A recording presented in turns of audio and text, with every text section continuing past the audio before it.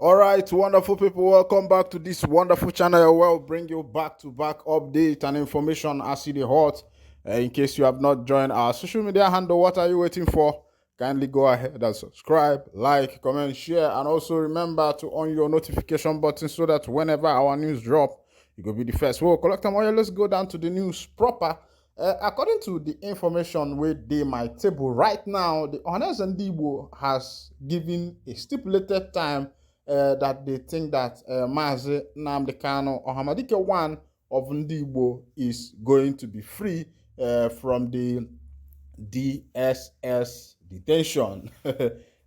This one is coming from the table of the Ohaneze Ndigbo. Worldwide, they say that Kanu may regain freedom before December, said Ohaneze Ndigbo. I don't know their plans. I don't know what they have been going. But of course, I've been bringing to your notice that recently they say they have been making frantic efforts to make sure that the duo will be out of the DSS detention.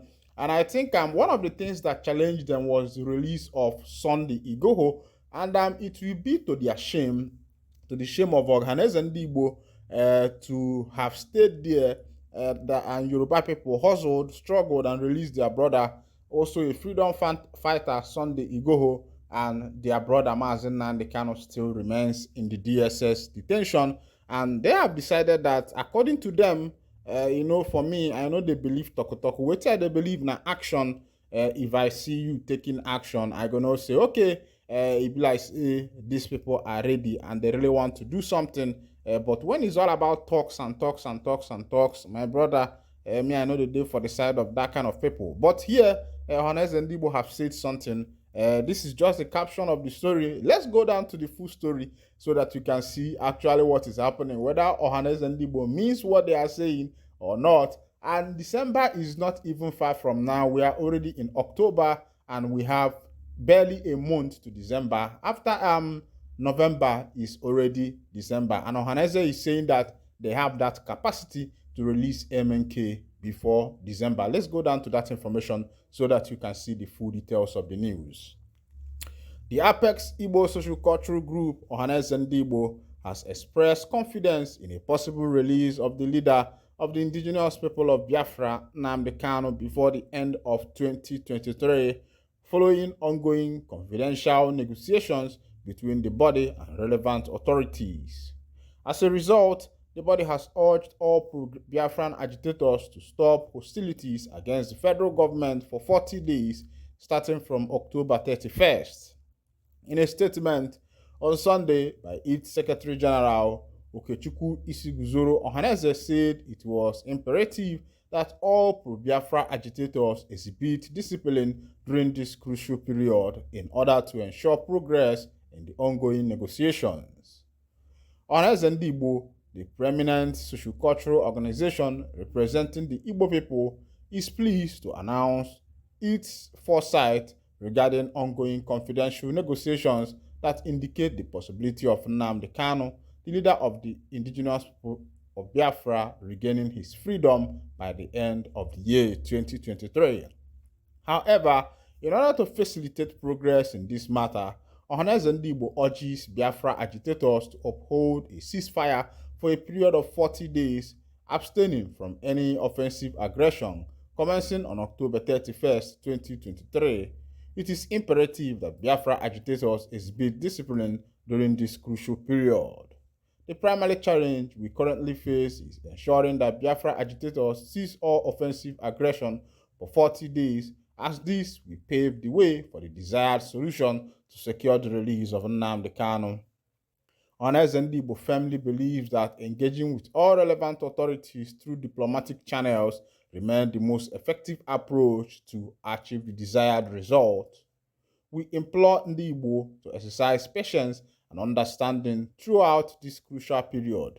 We acknowledge the pain and hardship endured by the people of the Southeast since Nnamdi Kanu's incarceration, and as custodian of our land, we assure you that positive outcomes are anticipated after the November 2023 Imo State governorship election.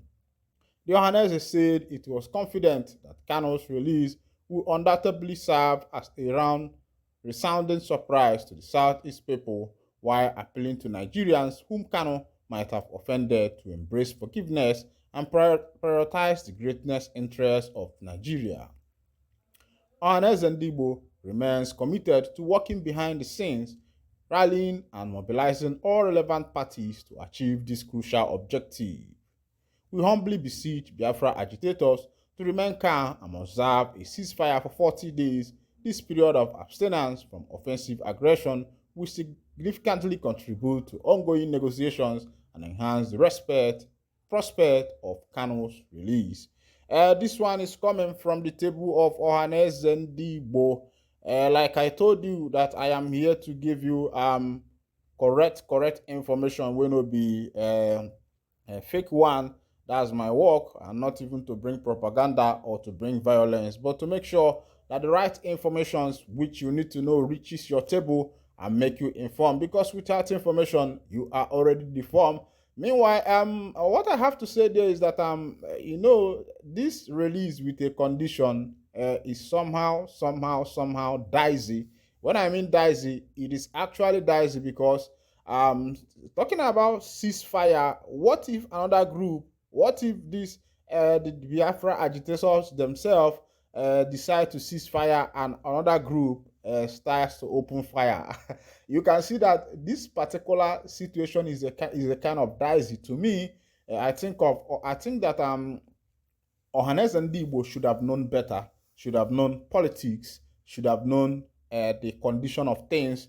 That even there are some people who are even carrying out some operations in the name of IPOB and in the name of Biafra people. So I think for Nnamdi to say that for them to be able to achieve what they want will require ceasefire in the southeast part of Nigeria by every Biafra agitator. I think that is going to be a Herculean task. Why did I say that? It's because there are other people who are operating under these guys. There are some hoodlums, there are some criminals, there are some evil people who have taken this particular avenue as an opportunity to achieve their desired evil result. Now, Nnamdi has said, have urged the agitators to cease fire for 40 days, and within these 40 days that they will be able to actualize their negotiation. But the area I'm coming from is that what if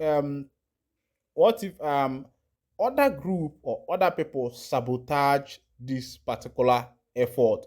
What is going to happen? So this is to tell you that this particular promise is standing on two legs. The understanding under this thing, it means that somehow it might be or it might not be. Yes, because looking at the condition that Nnamdi has given, will show you that it might be or it might not be. So what will happen is that whatever that happens within these 40 days and at the end of December, Kanu is not released, Nnamdi will say that it is not their fault because they asked you to cease fire and you refuse to cease fire, and they will make you know that they have tried their best, but you are the one that is sabotaging their effort. So my point is that I think whatever Nnamdi wants to do, they should move ahead and do it, whether ceasefire or no ceasefire, because I believe that there are other groups out there who are using this particular avenue to carry out their operations in the name of the indigenous people of Biafra, or in the name of autopilot. Maybe they're not even autopilot, they are not even Biafra Liberation Army. Other people, let's say that Biafra Nations League, Biafra Liberation Army, ESN, and every other person, BLA, will cease fire. Other group or other people who wants to make sure that who hates Kanu can come from another place. He has enemies all over Nigeria. He has a lot of enemies because he's a freedom fighter, and that is what it is. So I believe that many people are happy that he is there. Even people like, let me not start calling them, but the person I want to call that has been going to Abuja saying that Kanu is a criminal, he should remain there. This kind of people are there. He has boys too who could do something. So I think the condition of Nnamdi is a dicey one. The condition they have given for the 40 days is very, very dicey. Meanwhile, this is where I'll be winding down the curtain, and if this is your first time of joining us on this wonderful channel, kindly go ahead and subscribe like, comment, share, and also remember to on your notification button so that whenever our news drop, you'll be the first. We'll collect them. Thank you for listening. God bless you.